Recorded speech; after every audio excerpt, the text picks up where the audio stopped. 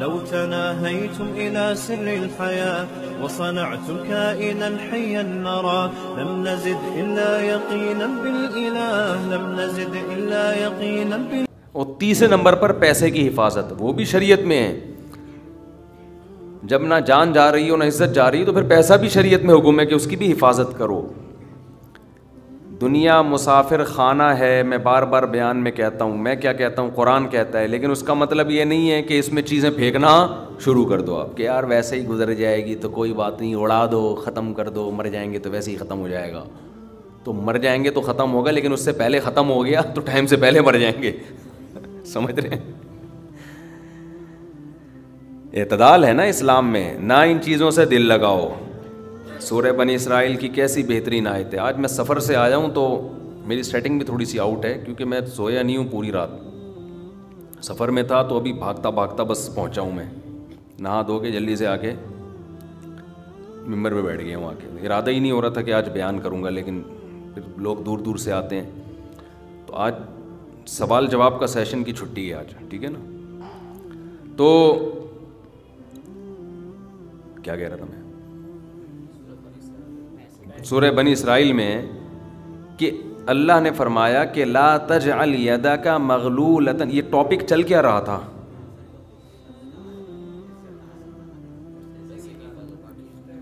طہارت کی بات. تو وہ تو مجھے بھی پتہ چل رہی تھی، یعنی یہ لا کے کہاں سے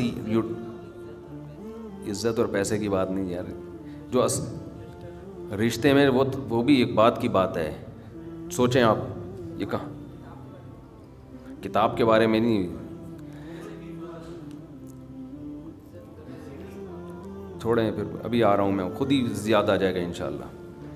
لوگ مجھے کہتے ہیں آپ کے حافظہ کیا ہو گیا، تو آپ لوگوں کا بھی تو وہی ہو گیا جو ہمارا ہو گیا. اس میں ہمارا کون سا، اس میں سب ایک جیسے ہیں. آپ بھی تو سن رہے ہیں نا، ہیں سب بادام کھاؤ بیٹھ کے. تو قرآن کے الفاظ دیکھیں، لا تجعل یدک مغلولۃ الی عنقک. نہ تو اتنے کنجوس بن جاؤ کہ اپنے ہاتھوں کو گردن سے باندھ لو، ولا تبسطها کل البسط. اور نہ اپنے دونوں ہاتھوں کو ایسے پھیلا کے اڑانا شروع کر دو. وابتغ بین ذلک سبیلا. ان دونوں کے درمیان اعتدال والا راستہ اختیار کرو. اچھا، ہر آدمی کہتا ہے میں اعتدال سے چل رہا ہوں، کہ نہ میں اتنا ایسے اڑا رہا ہوں اور نہ میں کنجوس ہوں، کیونکہ میں نے اس دن میری گاڑی کا شیشہ ایک بندے نے صاف کیا تھا، میں نے اس کو 10 روپے دیے تھے، میں تو بالکل بھی کنجوس نہیں ہوں. اس دن چمونی آپا آئی تھیں ہمارے محلے میں، میری والدہ کی بڑی اچھی دوست ہیں، تو میں نے ان کو چائے پلائی تھی. میں تو میں نے یہاں میری مسز نے کہا تھا کہ 2 سموسے لے آؤ، میں لے آیا تھا. اگر میں کنجوس ہوتا تو میں کہتا نہیں، نان نفقے کے علاوہ کچھ بھی گھر میں نہیں آئے گا. تو آپ میں اعتدال ہے یا نہیں، یہ فیصلہ خود نہ کرو میرے بھائی. کبھی کچھ دن سخی لوگوں کے ساتھ گزارو تو ہم سب کو پتہ چلے گا کہ ہم سب کیا ہیں، کنجوس ہیں. سمجھ رہے ہو، ہم سب کنجوس ہیں. کچھ دن سخی لوگوں میں اٹھو بیٹھو. اسلام چاہتا کیا ہے؟ جو اسلام چاہتا ہے وہ تو میں پوری بات کہوں گا تو شاید جمعہ پڑھنا چھوڑ دیں آپ لوگ. اسلام کہتے ہیں مسافر خانہ سمجھو اس کو، اتنا نہ اڑاؤ کہ کل مانگنے کی ضرورت پیش آ جائے، بس اس سے کم خرچ کرو، ٹھیک ہے نا. یہ رکھنے کی چیز نہیں ہے. لیکن ہم یہ نہیں، ہم نے تو کتنے سالوں کا جمع کر کے رکھا ہوا ہے، جمع ہوتا جا رہا ہے، ہوتا جا رہا ہے، ہوتا جا رہا ہے، پلاٹ کی شکل میں، گولڈ کی شکل میں، دکانیں، پھر پراپرٹی، ہوتے ہوتے ہوتے. کمال کی بات یہ، اسلام کمانے سے منع نہیں کر رہا، جمع کرنے سے منع کر رہا ہے. اور ہم نے دینداروں کو دیکھا ہے کمانے کی زیادہ کوشش نہیں کر رہے، جمع زیادہ سے زیادہ کر رہے ہیں. عجیب. بھائی ارننگ بڑھاؤ، اپنی ڈبل کر دو، اس میں فائدہ ہے. مسلمان پاورفل ہوگا تو اسلام ترقی کرے گا. تو کہتے ہیں نہیں یار میری آمدن مہینے کی اتنی ہے تو مجھے کیا ضرورت ہے. لیکن اس آمدن کو کیا کر رہے ہیں؟ جمع کر رہے ہیں. بھائی کمائی ڈبل کر دو تاکہ خرچ بھی کیا ہو جائے، خرچ اچھی جگہوں پہ شروع کر دو. اپنے لیے نہیں کماؤ، قوم کے لیے کمانا شروع کر دو نا. ڈبل کمانا شروع کر دو، 4 گنا کمانا شروع کر دو، لیکن اس کمائی کو پھر خیر کے کاموں میں خرچ کرو. نبی صلی اللہ علیہ وسلم نے فرمایا ایماندار تاجر وہ شخص جو اس لیے تجارت کرے کہ لوگوں کے سامنے ہاتھ نہ پھیلانا پڑے، ایمانداری کے ساتھ تجارت کرے، پیغمبروں کے ساتھ ہوگا قیامت کے دن۔ حضرت عثمان اگر تھوڑا کماتے تو 400 گھوڑے دیتے جہاد میں، بولو نا، گھوڑا لینڈ کروزر تھا اس زمانے کی، 400 V8 حضرت عثمان نے دیے ہیں، کتنا کمایا ہوگا۔ ہاں اتنا کمانا کہ آپ اپنے صحت کی کبھی خیال نہ کر سکیں، آپ بیوی بچوں کو بھی ٹائم نہ دے سکیں، وہ پھر کمانے میں بے اعتدالی ہے۔ کمانے کا ایک حد تک آپ کے ٹائم اور جسم سے تعلق ہے، اس کے بعد کھوپڑی سے تعلق ہے۔ کھوپڑی نہیں استعمال کر رہا، گدھا بنا ہوا ہے، محنت بہت کر رہا ہے۔ ہم نے ایسے کمانے والے دیکھے ہیں کہ سارا دن کمانے کی فکر میں ہوتے ہوتے بچوں کی فکر ہی نہیں ہے، بیوی کو ٹائم نہیں دے رہے، ماں باپ کو ٹائم نہیں دے رہے، اپنی صحت کو ٹائم نہیں دے رہے۔ تو زیادہ کمانے کا یہ مطلب ہرگز نہیں ہے۔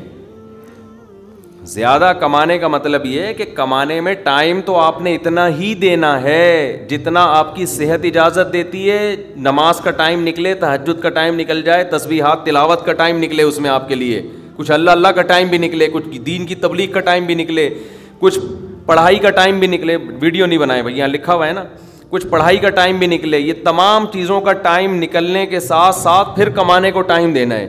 اس میں پھر جب اتنا ٹائم دے کے پھر پلاننگ کر کے اس کو بڑھانے کی کوشش کرنی ہے، یعنی ارننگ کو بڑھانے کی کوشش کرنا ہے۔ یہ نہیں کہ آپ نے ٹائم زیادہ دینا شروع کر دیا، اس میں ٹائم زیادہ دینے سے تو آپ کی صحت کو نقصان ہوگا نا۔ ارے 5 نمازیں تو پڑھنی پڑیں گی نا ٹائم پہ، پھر تلاوت روزانہ کرنی ہے کہ نہیں کرنی ہے، صبح و شام کی تسبیحات ہیں وہ بھی کرنی ہے، تہجد کی بھی کوشش کرنی ہے، باپ کو بھی ٹائم دینا، اماں کو بھی، بیوی بچوں کو بھی، پھر باقی پھر اپنی ایکسرسائز وغیرہ صحت کو بھی، پھر باقی ٹائم کس کو دینا ہے؟ وہ پیسہ کمانے کو دینا ہے۔